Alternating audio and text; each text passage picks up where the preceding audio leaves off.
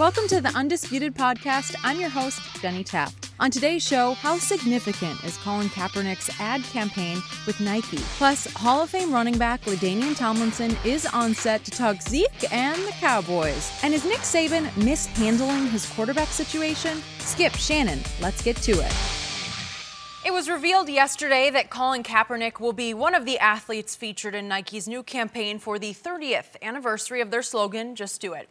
The first look of the ad featured a shot of Kaepernick with the words, "Believe in something, even if it means sacrificing everything." Kaepernick was signed by Nike in 2011, but wasn't used in ads for 2 years, which coincides with the time he started kneeling during the national anthem. His new deal with Nike includes his own brand of gear, according to Yahoo, and a Nike VP told ESPN, quote, "We believe Colin is one of the most inspirational athletes of this generation." Shannon, what is next for Colin Kaepernick? What's next? Skip, we said during the civil rights movement, it was when whites banded with Dr. King, is that this thing really started. We started getting voting rights, Fair Housing Rights Act passed, or we got the civil rights passed. You asked this question, and I tried to answer, and I didn't know. When is the big white quarterback going to say, you know what, I stand with you, bro? Not dilly-dally around and says, yeah, I feel what Colin Kaepernick is doing. No. When are you going to join? When are you going to link up with Colin? This is Moby Dick, Skip.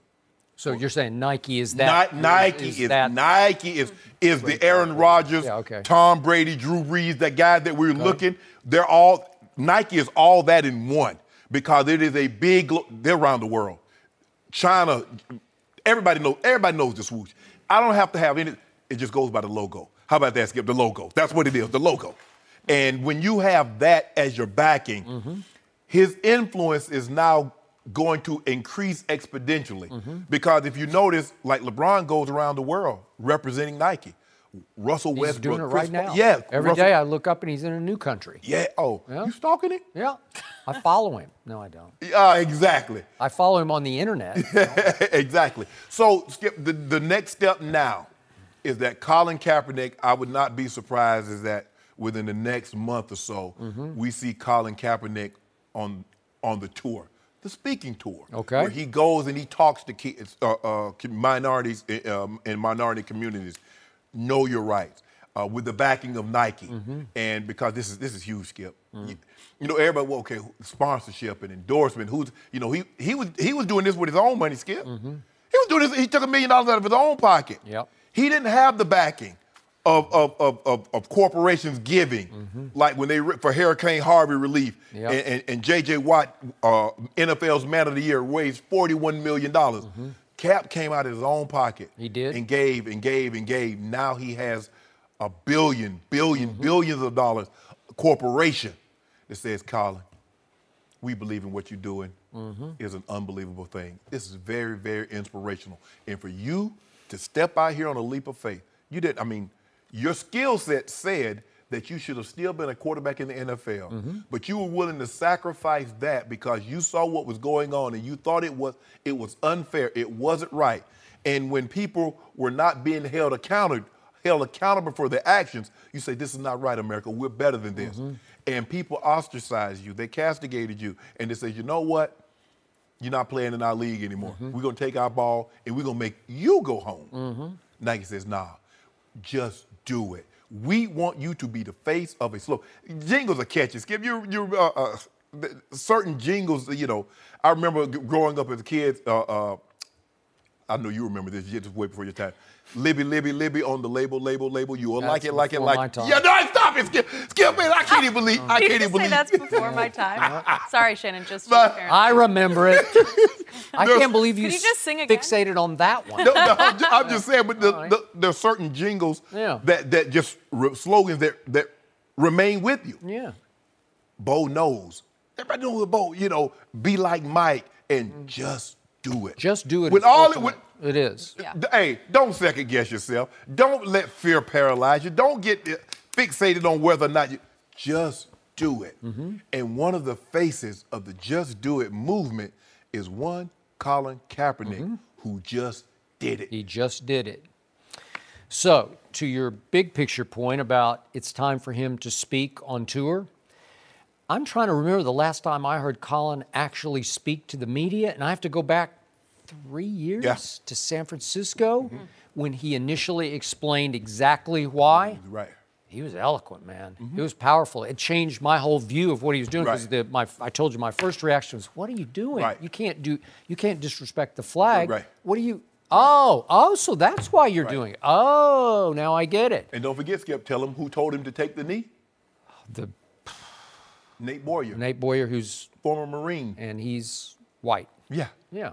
Okay. He encouraged him to take the knee. Okay. So when Colin explained all that, he did so convincingly that I thought, we're going to start hearing from Colin. Right. And then he went radio silent for a long time. And I know for a fact, because I heard from a couple of teams who said, we would love to at least visit with him. You know, we would like to hear where his head is, where his heart is. Has he become full-time activist, or does he still want to be a starting quarterback in this league and do everything that's required to be a starting quarterback? And you would bring up the point, well, other people have all kinds of charitable activities going on. J.J. Watt seems to be all over the place doing But teams just wanted Colin to speak to them, and for the longest, he just wouldn't speak. So I'm with you. I think he could be a powerful, that he's been the courageous face of a crucial movement against police brutality in this country. Now he could be a powerful voice because he is highly capable of being a very convincing voice. And I think it would do everyone good, including Colin, if he launched that phase of his career. Right. But does that mean he's completely done with being a quarterback? I believe so. It's just 3 years, Skip. It's hard. I mean, because even though I don't believe Colin is going out there every day, dropping back, throwing, trying to do all this other stuff. At least even when Ali, he could not fight, he was still boxing, Skip. He was still doing other things, although he could not fight anywhere. They took, I think, if I'm not mistaken, they took his passport so he couldn't go overseas and fight, so he couldn't leave the country. I don't think when Muhammad Ali took his stand, Skip, I don't think he thought that 50 years from that day, he would be what he is today.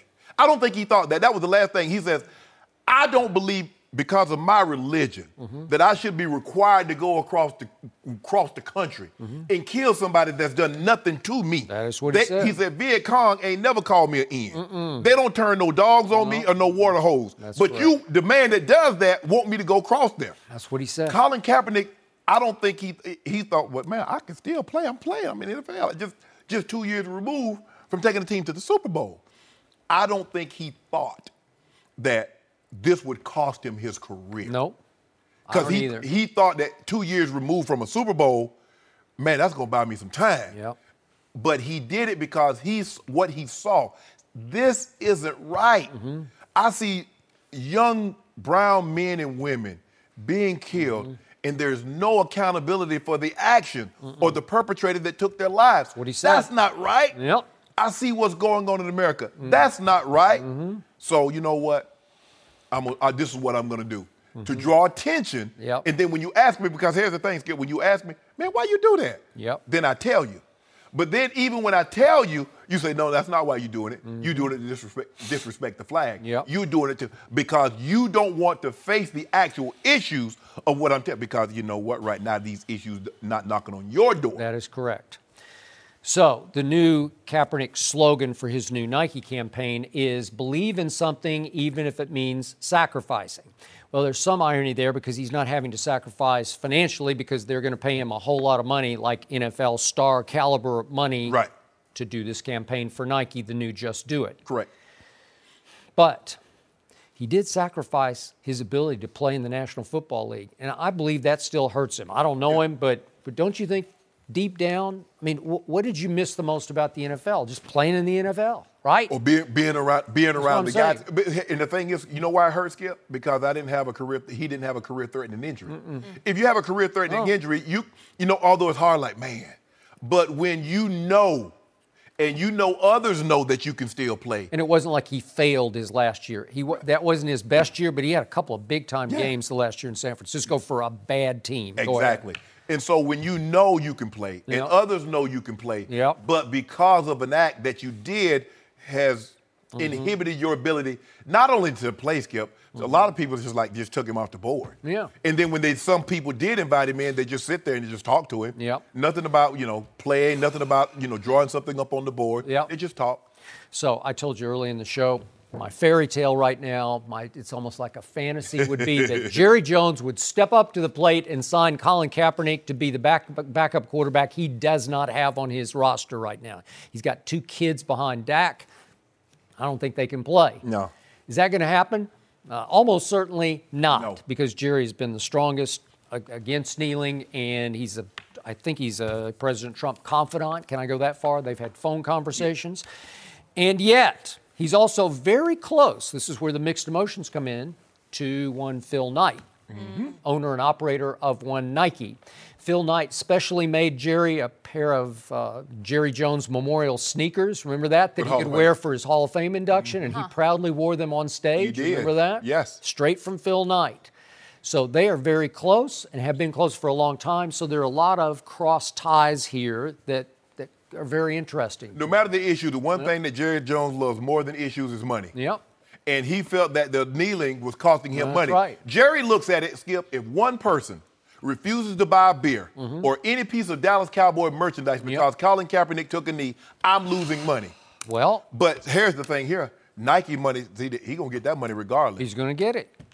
And if they buy Colin jerseys, I think the NFL is going to get it. Somebody was buying it because he was top 50 and he wasn't in the NFL. That is correct. But did the NFL say, nah, we don't want his money. We don't want it. We don't want it because you took a knee. We don't want you selling these jerseys. We're going to pull them. They kept selling them, didn't they, Skip? They did. Way to go. No mercy. In a surprising move, the Cowboys cut kicker Dan Bailey over the weekend. He was with Dallas for 7 seasons and is the second most accurate kicker in NFL history. They opted to go with Brett Maher, who has never made a regular season kick in the NFL. The Dallas Morning News points out that a chain of events that also includes not trading for Earl Thomas or getting a replacement tight end for Jason Witten could mark the end for Jason Garrett as the head coach in Dallas. Garrett has only made the playoffs twice in 8 seasons as the Cowboys coach. Shannon, do you agree that Garrett could be on the hot seat, could be gone soon? No. The only way Jason Garrett be on the hot seat, Skip, if he walks out there Sunday in Carolina and takes a knee for the anthem. And you and I both know that's not going to happen. Not going to happen. Skip, I'm not even sure that would get him fired, but go ahead. That doesn't get him fired. Because this is what I don't get. Jason Garrett has no control over the final 53. Jason Garrett has no control over who they draft. So you're going to fire him because of what? If Jerry fires him, that's an admission of Jerry saying, I've made mistakes. Because he controls everything. Skip, he the one that told us Zeke, Dak, Tyron Smith wasn't playing in the preseason. Yep. Jason Garrett didn't tell us that. Who's coming and going? Who released the statement that Dez Bryant's not going to be on the team anymore? Jerry did that. Yep. So now, if all of a sudden things don't go well, we're going to blame Jason Garrett? Yep. When he got Coach of the Year, we didn't even give him any credit. I'm confused that cutting Dan Bailey and them not bringing anyone to replace Jason Witten, or for that matter, Dez Bryant, somehow is going to lead to the guy, he's the author of a book, The 10 Best Ways to Clap. You're going to fire him for what, Skip? He's really good at clapping. There's never been a coach better at clapping than Jason Garrett. He claps when they fumble. He claps when they throw interceptions. He claps when they collapse. He claps all. But it's always that golf clap. He does realize that he's at a football game. You can clap loud. It's a slow clap. It's just a slow clap. Positivity? It's a robotic clap. Yeah. It's just robotic on the sideline. Skip, the guy didn't get fired after going 8-8 for 3 consecutive years. He didn't get fired after going 8-8 for 3 consecutive years. He has had some blips. He had the 2 big blip years, right? 12 and 4. Yeah. 12 and 4, 13 and 3. Yeah. But here's the thing. This is what prevents Jerry from getting one of the top young coaches, Skip, because if you want to be a head coach, there's probably no better job to have than the Dallas Cowboys because of the prestige and because of the brand. But all you have is the job and title. You have no say. Skip, you think John Gruden could work for Jerry? For about a day. Exactly. And that's the problem. So I don't know why Jason Garrett all of a sudden. By the way, I used to see John Gruden scream at Al Davis after practice. I witnessed it several times. screaming matches at the top of both of their lungs and get away with it. Like Al would say, that's my guy, that's my guy. He loved that because he had character. He had guts, And see, well, Jerry doesn't like that because he had a guy that would yell at him that had him 2 Super Bowls stacked up in the lobby. He had a guy who would ridicule him in front of other staff members, which was not cool in Jerry's book. He ain't like that. And, see, and Al thought that John Gruden was going to bring in some titles, he was willing to take you yelling at me. That is correct. But even after he got titles by Jimmy, he's like, "Nah, I got to let you go." So I'm surprised. I'm surprised that this would happen. I have to publicly admit it this week because we're heading into game number 1 this Sunday at Carolina. My friend Shannon Sharp has me on the run as a Cowboy fan right now because I don't have many legs left to stand on here. My emotions are so mixed about the question Jenny has asked because I am not a fan of Jason Garrett and have never really been. I've been on the record now for about 5 straight years. It's time to move on, to get somebody who might ignite some spark in the locker room that Jason, like you wouldn't want to play for Jason Garrett. You'd be sleepy-eyed by the time you got to kickoff, right? It's the same. I watched the series that was posted on Amazon. I watched all of them, and I was falling asleep listening to Jason Garrett's quote-unquote pep talks. I thought it was motivating. The one he had where he was cursing and had it. He did curse a little bit, which shocked me because I'd never seen that before. So maybe the curse words are hitting home. I don't know. But I have such mixed emotions about this because the silver lining would obviously be if they collapse this year, then all of a sudden, I think Jerry Jones will be backed into the Dez corner. What did he just do that shocked the world? He finally cut ties with Dez Bryant because it became painfully clear Dez had become more trouble than he's worth. Right. Well, not that Jason's trouble, but at some point, Jerry, just by public shame and humiliation, might have to finally say, I give up. I got to go a new direction. Maybe he'll name himself head coach, which he's always wanted to do. So does that mean that he has to go in a new direction by giving up the title of GM or giving up the VP title, Skip? Does that mean? Well, he tried that with Parcells. Remember that? I was shocked by that one because he tried a new direction. I'm going to let you run it. I'm going to try to stand back over here until he finally said, you know what? For box office, we got to bring in this guy, number 81. Exactly. Terrell Owens. And Parcells said, no. Not on my watch or on my life. Yeah. And what happened? Terrell and Bill clashed right away, and he wouldn't even call his name in public. The player? He wouldn't even say his name. Well, that was the beginning of the end between Jerry Jones and Bill Parcells, and it never obviously produced a Super Bowl. So this team, this Dallas team, has become the hardest to figure in the NFL because there is so much to like about this team, and I'm going to hang on to that, but there's also so very much to doubt about this team, and most people have fallen into the doubt camp. Right. Because most people I'm seeing do not have the Cowboys in the playoffs. I'm still barely hanging on and hanging in with the Cowboys in the playoffs. I still have this weird feeling that they're going to be better than you think they are. But by the day, every time I open up my computer, there's more bad news. Seriously, like I'm afraid now in the afternoon to look at any of the websites because it's going to be bad news, right? Yeah. Has any team had more bad news through the offseason, through camp than this team? Can I remind you just briefly here, David Irving, he's a stud now, gone for the first 4 games.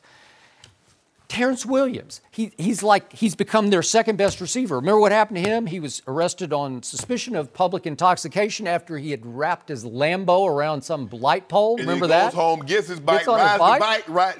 That's only in Cowboy Nation, right? Only in Dallas could that happen. My man Rico Gathers, I keep saying he's the X factor, and now he's an X factor, or whether he's even going to stay eligible. They did keep him on the 53-man roster after he was arrested for marijuana Rico possession. just he left his medical marijuana license at home. I guess he did. He just had to go home and get it. I don't know. And then, as you mentioned, Jason Garrett retires, and then I love Jerry for finally. Jason Witten retires, and I loved it that Jerry had the guts to just say, I can't take Dez Bryant anymore, but if you're going to do that, you have to do what you say. You have to go get another quasi-Dez Bryant, right? You have to go get Sammy Watkins or somebody. Right. They got nobody. And DJ Moore is sitting right. I told you he's the best receiver in the draft. He's just sitting there begging the Cowboys to take DJ Moore. Right. Would I be excited right now with DJ Moore? Would Dak be excited with DJ? Nope. Leighton Vander Esch. Seriously? That's all you got? Or the big Sutton kid from SMU, Skip, he's right there in the backyard. Okay. But Skip, how can you coach if, let's just say I want to give a message to my team, but the owner gives the message that doesn't coincide with what I say? How does that work if the owner has a radio show, a TV show, and he's speaking on things that normally that's reserved for 31 other coaches? But Jason has swallowed that from day one, and that's why Jerry loves him. And that's why it would not, if the things do not go well, that's why it wouldn't be an indictment on Jason Garrett. It would be an indictment on Jerry, because Jerry really coaches the team. Jason Garrett just has the title. As a matter of fact, that Coach of the Year trophy is in Jerry's house. You ain't know that? Oh, yeah, that's where it's at right now, on his mantle. All right. So, two of the best offensive linemen in all of football are Travis Frederick and Zach Martin. Yes. And what happens? Travis Frederick's got some bizarre sort of autoimmune disease. Where did that come from? God bless him. But now I don't know if he's going to be there in game 2, 3, 4, 6. I don't know. And Zach Martin hurt his knee. It wasn't the worst, but is he going to be there for game 1? I'm not sure about that. And Dayton Jones, they went and got. He's really playing well. And then he wrecked his knee, and he's on IR, so there's another loss. And then to add all this up, then they cut the most accurate kicker. Second most accurate. For a long time, he was the most accurate. Like last year till later in the year. Tucker finally passed him, but that was because he went into a slump. And it just shook me up because you keep some kid who's never kicked in the NFL, and now I've got to hinge my pick and my season on a kid who's going to trot out there. You know it's going to happen. Yeah, of course. Because they are going to be able to run the ball and ball control. That's who they're going to be. Okay, the defense. I love the front seven of I love it. I'm using the word love. Back 4? I don't know. Yeah. I don't know. Skip, you know it always happens like this. When you play baseball, they get an outfield or infield. Where does the ball go? It finds him. Yeah, so you know early on the game is going to come down to his foot. And so I keep waiting for Earl Thomas. He's the magic move. He erases everything. And you've called him that, right? Yes. You've called him the ultimate deodorant. He's makeup. So any blemishes you got, he can cover it up. He could cover all these blemishes in one fell swoop if you just say, Earl Thomas, come on down to Dallas. And they got $3 million from cutting Dan Bailey, so they got some money up under the cap, Skip. They already had enough. I don't know. But has Jerry been convinced by the coaching staff or maybe by the draft staff? Our kids are special, Jerry. They're special. They're fine young men. Are you trying to tell me Jerry got the yips, he can't pull the trigger now? Because you know back in the day now, Charles Haley, Dion, Skip, think about it. He gave up 2 first rounders to get Roy Williams. He gave up 2 first rounders to get Joey Galloway. You know Jerry Jones, even if he couldn't swim, he jumping in head first. Well, he wanted to give up X, Y, and Z to go get Paxton Lynch, and that didn't work out for John Elway. He can have him right now. He can get him for nothing. Can get him for nothing. And that's when Dak Prescott fell into his lap in the 4th round, right? Sometimes the best moves are the ones you don't make. But he publicly declared his frustration over, we should have done that. Should have pulled the trigger. And somebody talked him out of it, just like they talked him out of Johnny Manziel, and they took Zach Martin. That worked out pretty well for him, Skip. So, you know what? I'd like to be on the fly on the wall when Chris Richard, the new coach of the back 4, the secondary, who used to be Earl Thomas's coach for 8 years in Seattle, I'd like to know what he's saying to Jerry Jones right now. Is it possible he's saying, Earl's a little on the downside? I don't know. I can't see how Earl looked like Earl last year. He looked like Earl to me. Right? He can still separate people from the ball. He can still cover a lot of ground and get the ball out of it. And that's what you need, Skip. When you play that defense now, you locked up on the edges, and you need somebody that can come out of center field and bat the ball away one way or another. You need someone that can make tackles in the open field, and that's what Earl Thomas can do. And by the way, 2 of the 3 safeties are down right now, and I don't think they're going to be able to play game 1. So you're going to have to throw some kid in there I've never heard of at one of the starting safeties, if not for Earl Thomas. Right. And Jeff Heath, he's another one of those kids. They love Jeff Heath because he's such a fine kid, you know. He's more of a special teams guy, Skip. Right. He's one of those guys, Skip, that we have in practice, and you're like, we got to get Jeff Heath on the field. Yep. And then when we get him on the field, we got to get him off the field. He's a great special teams player, and if somebody gets hurt during the course of the game, Skip, but when people get you on film over the course of 3, 4, 5 games, they can take advantage of your weaknesses. So I still got Dak, and I still got Zeke, and I still got a semblance of offensive line, and I still got a pass rush. And I still got Jason Garrett. And you got Lee. Yeah. So, and we got some due bet on Sunday. We don't have any bet on Sunday. We got to bet on the season. We got to bet. I haven't bet on Sunday. I have not bet on Sunday. You got to opening day. Who doesn't bet opening day? Let's do it. Friday, we'll do that. Okay. I need time to see how much more Time to bad news process? is going to happen. No, Stop. we got 3 more days of bad news, right? Don't check Talk your them into news it. feed anymore. Like, you don't need any Lord. more bad news. Don't list one on. No mercy. Our next guest is one of the best running backs in NFL history. His 145 rushing touchdowns are the second most ever, behind only Emmitt Smith, and he was inducted into the Pro Football Hall of Fame last year. LaDainian Tomlinson, welcome Thank to you. Undisputed. Oh, it's great to be on. I watch you guys show all the time. Thank you. It's an honor to have you. Skip, we went back in, I think it was 2002. Dude put up 200 rushing on us and caught 10 balls. Did he? Yeah. And you lost again? I was hurt. I broke my collarbone. I wasn't in there. I would've let that. You weren't in there. Yeah, they already know. So you only brought the story up because No! you knew you didn't play? No, LT Well, was getting. he knew something special. Yeah, was something coming. special happened. He put that work in on us that day. Yeah. I said, get him. Yeah. They like, we can't. And at that time, they had Al Wilson. Yeah, we had you Lil know. D. We had Lil D. Yeah, Well, all of a Al sudden, you're the second best Hall of Famer at this table. Okay, I'll take that. That was okay. Well, am I right? Okay. Okay. I beat his team more than he beat my team. That might be true. Might be true. Yeah, because I think I'm 3-0. yeah, because you were gone. 3-0. If he thinks he might be, then he is. Huh? Yeah, I was You gonna looked it say, up. No, I think I'm 3-0. I think looked it up. I might be 3-0. I'm not sure, Oh. Skip. We can In my check last that. game against him, I put up 3 tubs. Look Broke the at record. it. Look Well, at it. we are glad you're here, and Thank we you. like to do something around here, talk about the Cowboys. So Okay. let's start that. there. Ezekiel Elliott is the most valuable player on the Cowboys roster. According to the Dallas Morning News, the paper ranked all 53 members of the team based on their value, and Zeke was first, followed by Dak and Sean Lee. So LaDainian, who is the most important Cowboy? Dallas Morning News is correct. It Really? is Ezekiel. I mean, That hurt. That hurt. You heard it, Skip. No, you heard it. You heard it. Well, you just fell to the second best Hall of Famer at this stage. Go ahead. but you think about from the day that guy stepped into the building, he was the most valuable. In fact, they drafted him to stabilize that whole team, including the defense. Now, we knew at that I thought time. they were going to take Joey Bosa, silly me, but Well, go ahead. we all No, did. I know. We all did. But Jerry and Steven, they had different ideas because they knew that the Cowboys needed to get better running the football and stabilize that offense because they tried to do it passing the football all over the park. And by the They way, had- Darren McFadden had been pretty. He'd had a 1,000-yard year, but go ahead. He was okay, but you never could depend on Darren to be available. And that's the thing Zeke was. He was available. He's been durable. Unless And- he gets suspended, but that's But make another no, issue. no, but see, that's the problem. It's evidence in his suspension. Yeah. That's whenever he got suspended, what happened? The Cowboys struggled because they didn't have a run game. It was all on Dak Prescott, and we knew Dak wasn't ready to be the main guy on that offense, and he's still not, and that's okay. Maybe eventually. He's spitting some fire over here. Eventually, he will grow into that position, but right now, Skip, it's all about Ezekiel. When's it my As turn? Ezekiel goes, the Dallas Cowboys goes. No, you go ahead. I want you to pile on. No, I need to take on both Hall of Famers at once. Be my guest. Well, here's my thing. I got Zeke 1. I got Tyron Smith 2.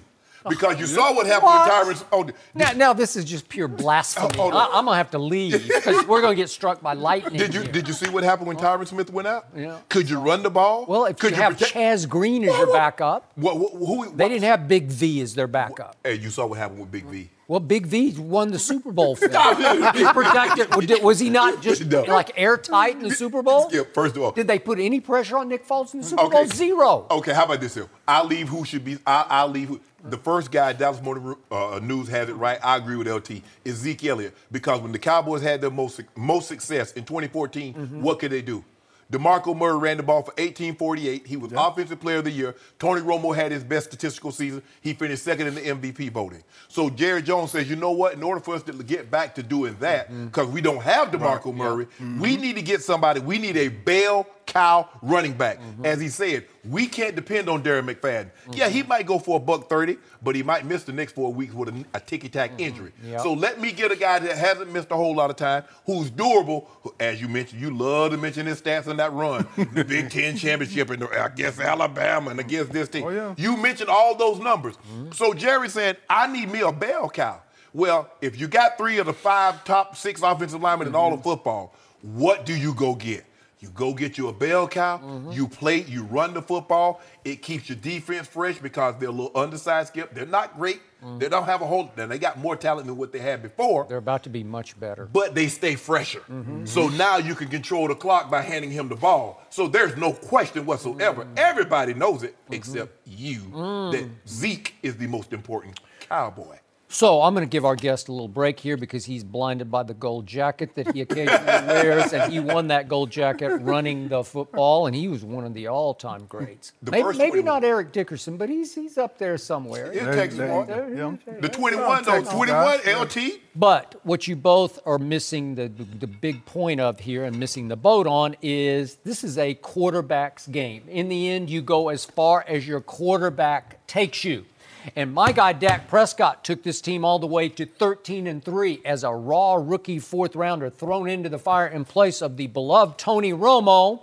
And he rightfully won, Dak Prescott, the Offensive Rookie of the Year over Ezekiel Elliott. Am I right about that, Mr. Right. Hall of Famer? You did. What tier is he?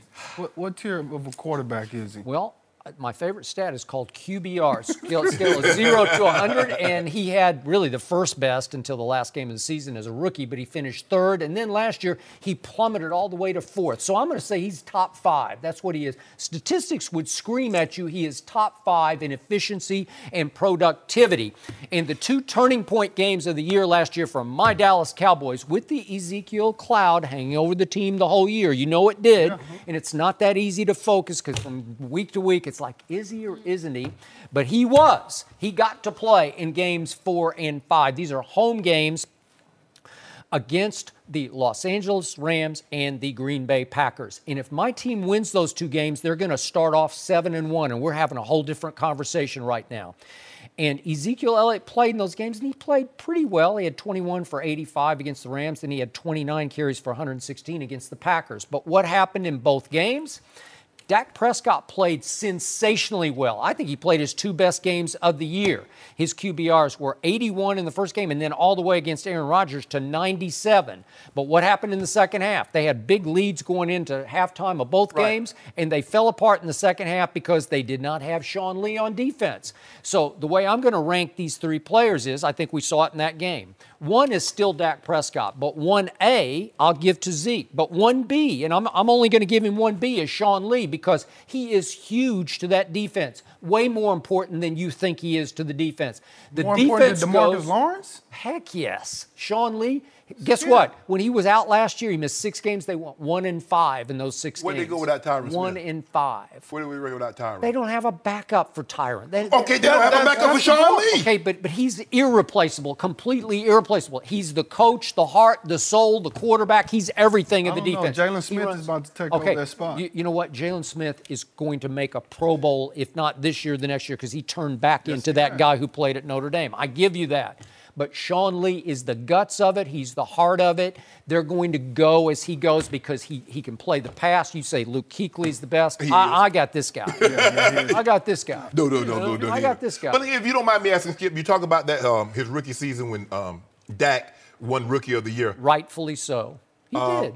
So what am I going to do about the guy that's led the league in rushing with 1,600 yards and 15 touchdowns? What am I supposed to do with that? It's a passer's league. In the end, it's a quarterback's league. And you just can't deny that. You just go as far as your quarterback will carry you. But you're saying there's no correlation between Zeke playing well and Dak playing well? You have to have some of the, and you got to have some defense.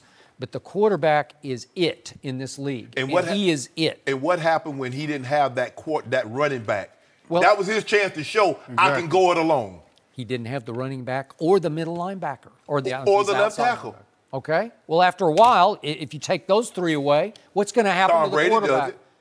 You say Brady. Yeah. That's what you told me. I think you just made a Aaron Rodgers. You told me Aaron Rodgers does it. No, I don't say Aaron Rodgers. I say Tom Brady. And you just made my case. Thank you very much. No, you just stepped right in. I'm saying you say Brady doesn't have anybody. He has nothing. He has nothing. Okay. He's got a makeshift offensive line. Why can't Dak? He's got a bunch of no-names at receiver. Okay. I don't even know who they are. With no Zeke, no Tyron Smith, no Sean Lee, why can't Dak do that? Okay, well, because what did our man just tell us? He's only entering his 3rd year in this league. It's hard. So that's why he's not the #1 guy right now. He may grow into that position. I think he is as but right now, it's still Zeke. I think he will be this year. Zeke. No. And by the way, Dak can run it a little bit too. Yeah, but we don't want him to do that. We do. We do over here. I heard you earlier talk about Dak not having a backup. Yeah. And how they might need to go get Colin Kaepernick, yeah. right? So or why do you want Robert him running Griffin. the football? He don't need to run the football because we don't want him to get hurt. That's a good point. 'Cause right? Now we got no insurance. Yeah. But you know what? He is a big man. He is. He's your basic 6'2", 250. They'll break you down, though, Skip. I know. They always do. LT played running back. They'll break you down. It will. But you know what? He seems to be able to take the beating. Oh, okay. I don't know. Yeah, okay. But you can't make a living running into these guys. Shannon know that. Not at the quarterback, but you definitely ain't going to make it those. This is a special young man. Oh, Ezekiel. Ezekiel's really special. I got HOF on him. Do you? Yeah, Zeke. Oh, yeah. What have I already told you? I think he's going to have a big special breakout year where 1800. he's going to just. He said Zeke's going to break the I think he could record. break Eric Dickerson. Oh, man. I got What is it? That offensive 2105, 2105? But without Travis Fredericks, Well, I don't know how long he's going to be out. And then how long? How is Tyron Smith back going to hold up? Yeah, that's a big question mark, too. Got a lot of question marks. I got more questions than answers, A lot of unfortunately. questions. But I mean, they should be fine. It doesn't matter if those guys come or go. I mean, you got Dak, and Dak should be, be able to deliver you. That's what you're telling us. He will. He'll deliver us from evil. Okay. Oh, really? Okay, now. Yeah. Okay, we're going to see. I love We're going to see the deliver us with from those. evil. You're fitting in well here. I appreciate you being here. I think this is going to work. No mercy. Do you see all those empty seats around you? Those are missing brothers and sisters. Love calls us to bring them home. They need to know that God is not done with them, that He has not abandoned them. God wants them to come back to Him. And if they are willing to turn to Him with just the tiniest seed of faith, He will show them that nothing is impossible. LaDainian Tomlinson is still with us, and that was a clip from his new movie, God Bless the Broken Road. So, acting, is this a new career we're trying out? Well, I mean, trying out, definitely. I don't know if I'm going to make it a career, but it was fun. You know, it was a different challenge, and the story is about a young woman who loses her husband in Afghanistan, and she's left to raise her young daughter by herself, and she loses her faith. And as the pastor of the church, I'm, tasked with helping her regain her faith. It was done by the director, Harold Cronk, who did God Is Not Dead and God Is Not Dead Too. And this story, guys, it really will inspire and bring hope to a lot of people. Because I think we can all, kind of reflect and understand that we're touched by our military in some way, either directly or indirectly. You sound like a minister. For real. That wasn't that. You sound like. Well, growing up in a small country town, that's part of Sunday. It is. I did not know you had that in you. That was impressive because you weren't just playing you were playing a part. Yeah. Not that easy. And that's the toughest thing because you're telling a story and I'm reading the script. It's a story that it has to come out on film. Right. But, being a player for all those years, you learn to take coaching. And that's the one thing that I did with the director. Take coaching and try to do it the way he wants it to be done. Well, Great we job, look man. forward to it. Yeah, and you may be just trying out acting, but one thing you definitely know well are running backs. So let's talk about it with the Steelers because they're opening their season this Sunday in Cleveland, and for now, they don't have Le'Veon Bell. He is still holding out, hasn't signed his franchise tender, which will pay him over $14 million this season. GM Kevin Colbert said yesterday that the team is disappointed Bell hasn't signed, but things could change very soon. Senator Marquise Pouncey told ESPN that he'll be there Wednesday. Bell didn't report last year until the Friday before the season opener, and he played 43 snaps in Week 1 against the Browns. Okay, LaDainian, assuming Le'Veon returns to the team this week, what do you expect from him Sunday in this short amount of time? Not very much. Pretty much what they did last year. They're going to ease him into the action. I mean, it's hard for a running back just to get out there without taking any contact and get 20 carries. You want to work him back into the game slowly. And it's funny to me that the GM come out and say he's disappointed that he hasn't signed. Well, I'm disappointed that they haven't signed him. Long term. Long term. So he has the option to come in when he's going to come in. If you sign the guy, then he would have been in a long time ago, and we wouldn't be talking about how they're going to ease him in. And so he's going to get 10 to 15 carries, if that. And I actually think they're going to use James Conner a lot more this year just because of what he's done all offseason and how he's looked in the preseason. Yeah, I agree with you. I think it's going to be rust. There's nothing gets you in football shape like playing football. Right. You can run, you can pull sleds, you can lift and do all that, but that's not playing football. And he hadn't played football in a very long time.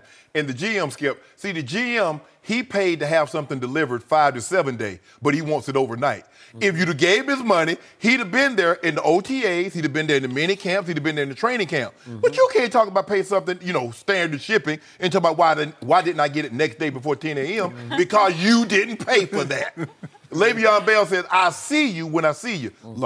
Because he hadn't signed the contract. Now, had he signed the contract, Skip, he'd have been docked all the time that he had missed. Since he hadn't signed the contract yet, I wouldn't be surprised if he showed up again on Friday. I might just show up on Saturday this time because you're not giving me long-term success. I mean, long-term commitment. So I'm going to show up when I have to, which will be before the game, sign the contract, and go play. So I've been watching and covering this game you guys played for a long time. And to me, the longer I watch it, the weirder the running back position gets to me because it's the oddest position in all of pro football because it's the one position that some kid can come straight out of college and step right into in pro football and just instantly take it over. There's not a huge learning curve at that position because you either have this God-given ability or you do not. Now, you can refine it and tweak it and coach it, but again, you can either see it and do it or you cannot. And I saw an amazing thing happen to Emmitt Smith in 1993 because I was covering that Dallas Cowboy team. I can't remember where you were in 1993, but Emmitt was holding out. Do you remember this? Eighth grade. Okay, in a small Texas town. But I assume were you a Cowboy fan growing up? I was. Okay. So Emmitt is holding out, and it is like a death game in Dallas, like it's the end of the world. And they lose their first 2 games. And they lost at home to Jim Kelly's Buffalo. I forgot to look up the score. It was like 12-10. It was some real weird low score. And Charles Haley went in the locker room and took his helmet and threw it through the wall. It actually caved the wall in. And that's when Jerry Jones said, okay, I give up. That's enough. And he and Emmitt finally made peace. And he came in. And they lost a Monday night game to the Washington. Yeah, they did. Yeah, they did. Yeah. So they're 0-2, and here comes Emmitt Smith. And he has low carries in the first 2 games, but he averages almost 6 yards a carry in the first 2 because he's Emmitt Smith. Right. And trust me, he will not like me saying this, but Emmitt was no workout warrior. He used to get mad at me for saying this, but he sometimes had just a little bit of a tummy, and it just didn't matter. He's a little bit squatty body, but it just didn't matter because he had legs, and he had quickness, as Norv Turner used to say, in a confined space where you just couldn't get a shot on him. You couldn't get a helmet or a pad straight on him because he would duck and dodge behind those elephant offensive linemen, and you just couldn't corral him. You couldn't find him. And all of a sudden, he's just off to the races. And after missing the first 2 games as a running back without any real workout, Emmitt won the regular season MVP. And then he went on and won the Super Bowl MVP. And they won it all. So my point about Le'Veon is you can get away with this. It'll be okay. Could it cost him in maybe first game? Maybe in the first game, because it's going to be pretty tough at Cleveland. I think Cleveland's going to be... You just got to ease him in, Skip, because and you notice, like you said, he had a low workload. Because the thing is, you don't want to stress his muscles because he hadn't been running like that. So it's so easy to pull a quad, a groin, a hamstring, calf, and then you set him back, and now you're sitting there like, bruh, if you'd have been here, and he's like, bruh, if you'd have paid me, I'd have been here. And he has had a history of some injuries. Yes. You don't want to put him in jeopardizing. But obviously, there's been a long period of time when people were drafting running backs and completely swinging and missing on the running back, which is why the position was, quote-unquote, devalued. Mel Kiper, the great Mel Kiper at ESPN, would say, you can't take a running back in the first round. Which is crap to me. Okay, well, it is because of Ezekiel Elliott. Like you said, he's rare. I think he's the best running back in football. You know what it is? But he's just rare. You know what it is, Skip? Is that because you can get a hunt from Kansas City in the lower round, and he leads the league in rushing. It's because if you try to get, say, an offensive tackle or quarterback, you don't normally have the same level of success drafting those guys in the lower round as you do a running back. And so they say that's why they say it's devalued. Well, if I go get Kareem Hunt in the second or third round, maybe the fourth round, and he leads the league in rushing, why would I spend the number 4 pick in the first round to take a running back when I get the same thing? But isn't, so Kareem Hunt, he's outplayed his rookie contract. Yeah. Like, they're not going to redo it. They can't redo it. But so that's unfair to the running back. Yes. Running backs might play 10 years, but you get your value right away from day one. Yes. So what? Most of these guys outplay their rookie contract. Right. And so how do you devalue these guys when they're really overvalued at that point because of their rookie contract? How do you fix Makes no it? sense. Well, to me, running backs should be paid right away. Differently than quarterbacks, than everybody, because you're going to get your value right away. His prime years is at the front of the contract, exactly. what LT said. Okay, exactly. Should they be paid differently after 1 year of proving? No. Okay. No, you got to at least do it 2 or 3 years. Right. So I'm a fan of if a running back does it 2 years in a row or even 3 years, then go ahead and redo the contract right away. So Kareem Hunt coming up, if he has another big year, why not redo his contract? Because the problem that I have, because you're not willing to read. He's like, well, you signed the contract. Okay, I signed that same contract when I underperformed that you cut me on. Exactly. So the league, they wants it both ways. You can't have it both ways. You can't say you signed the contract when I overperformed the contract and I want more money, but says, yeah, but you signed that same contract when I underperform and you let me go. Because that's Dad's argument. Yeah. Dad's like, whoa, I still had 2 years left. Guys have 2-3 years left on the contract and they get released. The running back, his most value, Skip, is in the first year, is his first contract. Yeah. Because you get him on that, he's in his prime. He's 21 to 25. And then it's like, well, now we don't use you up. And that's what they're doing to Le'Veon. Yeah, exactly. That's what they're doing to him. They said we extend, we no commitment. We got 12.3, 12.8 tied up in you. I believe they're going to move to James Conner, Skip. That seems to be the way they're heading. They're not giving somebody might pay Le'Veon. It won't be the Steelers long term. Has Le'Veon shook you up at all with his style? Because I've never seen anybody do it like he does it, where he tiptoes and he waits. You didn't run like that. No, but his style is so unique because we talk about defenders. Defenders are reactionary guys. So they wait for a running back or a wide receiver or a tight end to do something. They react to it. Le'Veon is beautiful the way he does it because he makes them react one way and then he breaks off their reaction. He waits until they react. He's reacting to them instead of them reacting to him. Exactly. This was all really interesting. Thank you for being here, LaDainian. Yes, sir. Thank you. Always good when you got him on his toes. No mercy. Nick Saban officially announced that Tua will start Saturday against Arkansas State, but he added that Jalen Hurts' skill set will be used, quote, in the future. Saban used both quarterbacks in their blowout win last Saturday, but he came under fire for his post-game interview with ESPN's Maria Taylor. Saban got testy when the QB situation was brought up. Then he called Taylor directly to apologize. We're joined by Fox College football analyst Joel Klatt, and I'm glad you're here for this, Joel, because I've been wanting to ask what you thought of it, but has Saban been mishandling the quarterback situation? Well, I mean, yes and no, right? I think that his interactions with the press have been less than positive. However, I think he's been fair to both guys, and I think that's what he needed to do. You can say what you want about what happened last year in the national championship game, but it remains that Tua only played for one half, and their chips were in the middle of the table. He had to play Tua because of what was going on in that game, having to throw the football, and Tua made a couple of really bad mistakes. One, the interception, took the sack right before he threw the touchdown in overtime. So I think Nick, in the back of his mind, thought to himself, I believe that we're going to need to have this battle carry out into the beginning of the season, even though all of us sat there and thought, boy, you've got a different dynamic skill set with Tua than you do with Jalen Hurts. Now, having said that, I think he was fair to Jalen because Jalen had just led him to 2 straight national championship games. Now, Tua may have won one of them, but Jalen led him there. Only 2 losses as a starter. And as a player, that's all I can ask for is a coach to be fair to the opportunity that I feel like I deserve. And I think Hurts deserved the opportunity to start. And now, moving forward, Tua earned the opportunity to start. Yep. And I think that can be a distinction between the two. He's handled it okay. Publicly, not very well. Behind closed doors, as a player, I actually appreciate the way that he's handled it.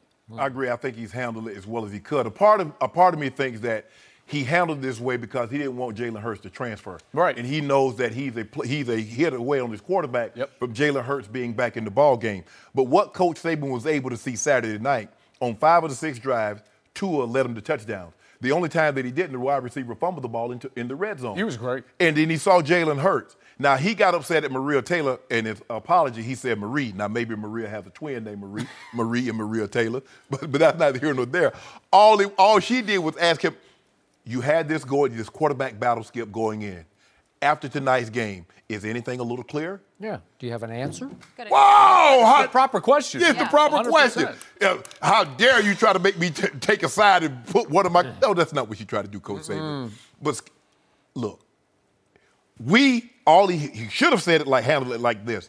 I got to look at the tape. But Tua did play well. Now, he made a play down there, his first touchdown, that might bite us later. We don't teach that you're about to get sacked and you just throw it blindly in the corner of the end zone and the guy catches it. Skip, you talked about it yesterday. That's not what Coach Saban will preach, and he's not happy about that. Yep. But Tua right now is a better player at the quarterback position than Jalen Hurts. It's true. And I felt that Coach Saban was trying to be respectful because of what Hurts had done.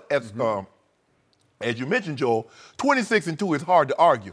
Taking you to 2 national championship games. But you're not winning that game against Georgia if Tua doesn't come in and do what he does. And so I think now we have a clear picture. You don't have to ask him anymore who's going to start, who's going to do this. Coach Saban wants Tua to go out there and play Arkansas State. I mean, hopefully this is a game with like 35-0 at the half, and then Jalen Hurts can bring it home. He can still get some work. But I would be shocked after the season if Jalen Hurts doesn't transfer and be one of those grand guys. You're probably right. So, first of all, I loved Coach Saban's carefully scripted non-apology yesterday, during which he reached for, I pray on Sunday that I don't get angry, and he also reached for, mothers and fathers can sympathize with me with children because you don't want to vilify one and make a crown prince of another one. Stop it. If one of them bad, you do. Stop it. Part I liked. Stop it. I mean, I got 3 boys. It depends on the day. Let's be honest. So, way to go, Coach Saban. This is why I contend he is on razor's edge, and he was in the postgame interview on Saturday night. I don't think Tua is his cup of Gatorade. I don't think it's his style of quarterback play that he can sleep well at night with. Because, again, we talked about the first touchdown throw the other day and the other night. And then I remember the one, I'm watching my Vanderbilt Commodores getting shelled, and he comes into the game. Can we see this play? Because this is exactly when he spins around. This is Tua. Yeah. Tua for blessing and curse. This is Tua against Vanderbilt last year. He looks like he's about to be sacked, but he spins around, he does a 360, and he just heaves it, and it's right on target. It's beautiful because he is a really talented kid who's going to play outside Coach Saban's box occasionally. He's going to try things. You can't try that. Oh, but he pulled it off because I'm sure Saban on the sideline is like, no, Yeah, exactly. Right? Exactly. No, there are a lot of no yeahs with him. It's true. But is this the way he wants to win football games? No. I think not. But can you argue with it at this point? Nope. You cannot. No. Can you embrace it and trust it going forward? I think Coach Saban would tell you on a lie detector right now, no, you cannot. I agree with which that. is why he wants to keep Jalen emotionally afloat as the 1A, just in case things just fly apart one game against Arkansas State. I don't know if he comes out and throws 3 wild picks. Yeah. He wants Jalen to be emotionally stable enough to say, well, you didn't just push me, to the end of the bench, that you treated me correctly. Right. And so he'll be there for him if he needs him. And he might need him. Here's what's interesting for me is that there was another quarterback situation brewing at another power, blue blood, and the coach declared early in order for the other quarterback to go and get another opportunity. And I'm talking about Ohio State. Yeah. After the spring football game, Dwayne Haskins and Joe Burrow were competing, and Urban Meyer came out and said, Dwayne's going to be my starter. He did. In respect for Joe as a graduate, that he can go transfer and have an opportunity to play. So he did, and where did he go? LSU, and all of a sudden he's on one of the grand stages in college football week 1 and played pretty well. Really well, I thought. For getting there, 1/2 of summer to work out with those guys. So moving forward, I think now the respectable thing for Nick Saban to do is not play Jalen Hurts in over 4 games. Because the redshirt rule changed this year. You can play in 4 games and retain a redshirt. Right. He can still redshirt, okay? He played as a true freshman. So if this is going to be to his team, I would ask Nick Saban, if I was Jalen Hurts, don't play me in more than 4 games so that I can still transfer and have that sit-out year as a redshirt. Right. Now, I know he's closer to Does he still graduation. get 2 years after that?